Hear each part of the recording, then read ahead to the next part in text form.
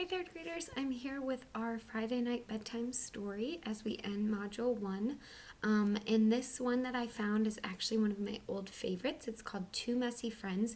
And it's no crazy picture book or anything, but I just remember it being one of the first books that I could read as I was learning to read and remembering that it was always one of my favorites. Grace Marshall is quiet. I am loud. Grace Marshall likes to listen to stories. I like to tell them. Grace Marshall is neat. I am messy. We're best friends because we're so different. Friday night, we're having a sleepover. Mom tells me, Harriet, you can have a messy afternoon and a messy evening, but you can't end up messy. No problem, Mom, I say. Wednesday, I call Grace. I can't wait until you get here. Me too, she says. I want to play superheroes and paper chains. We can do anything we want, I tell Grace. On Friday, Grace arrives. Let's go, she says, and runs into my room. Grace wants us to be green superheroes, so we put green glitter on our cheeks and we get in on our clothes too. But mostly, Grace drops it.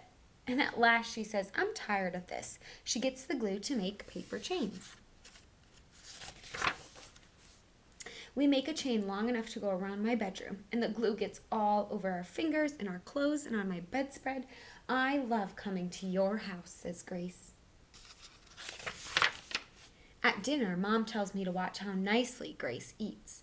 When Mom's not looking, Grace draws a face in the spaghetti sauce with her fingers. And after dinner, Grace says, let's take a bath, and she brings my dolls and animals into the tub. What are you doing? I asked her. Giving everyone a bath, she says. Grace picks up so many dolls that they roll down the stairs. Now the stairs are wet and everything is messy.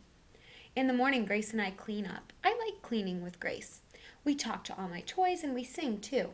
I don't really mind putting away my dolls and animals, but we have trouble getting the glitter and the glue off the floor. After Grace leaves, I am so tired I fall asleep. Grace calls me the next day. When can I sleep over again? But it's my turn to stay at your house, I tell her. How about next Friday? When I ask my mother, she says, fine. Please remember to be as neat as Grace.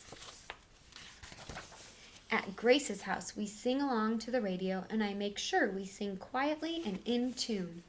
We have a proper English tea party with real dishes. Grace's mother shows us how.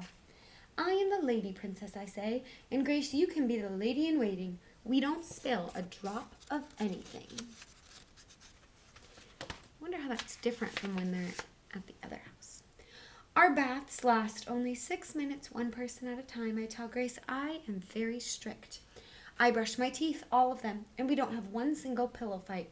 Well, maybe just a little one. And I count 17 clean white sheep before I sleep. I don't recognize you, says my mother when she comes to pick me up in the morning. I even slept neat, I tell her. What's your secret, she asks. Grace and I look at each other. When you sleep at your best friend's house, you become just like her. My mother smiles. Grace's mother sweeps some crumbs off the table, and then I go home. Poor Grace. She has to stay so neat. I love that this is two messy friends because it talks about how different the friends are, but how when they hang out with each other, they kind of become the same person. So I hope you have a friend that you're thinking of, and even though you miss them, trying to find a way to stay connected in this weird time. I hope you enjoyed this story as much as I do. Sleep tight, my readers, and I will see you on Monday.